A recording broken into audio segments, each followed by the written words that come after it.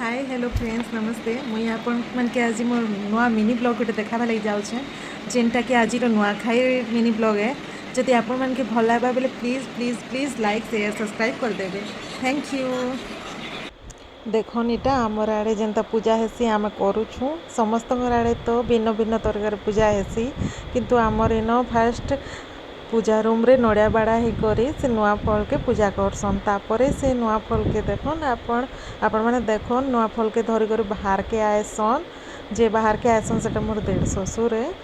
आरू से बाहर के आसी सारा परे देखन आपण माने दुई भाई नुआ चूड़ा के चटकुछन आ नुआ चूड़ा के चटकी सारा परे से नुआ जहाँ भी थीसी नुआ धान नुआ चूड़ा के धर्म देवता के टेका हेसी आर तापरे परिवार रो समस्त मिसिकरी आमे नुआ खाऊछुं।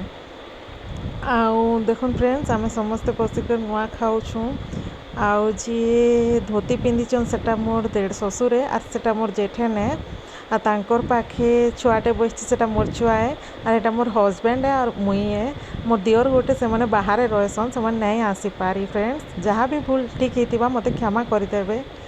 देखुन एटा नुआ ने आमे टिके खीरी पिठा बनईछुं आ खाऊँ समस्त मिसिक आपण मानके समस्त नुआखाई जुहार आ नुआखाई अभिनंदन थैंक यू।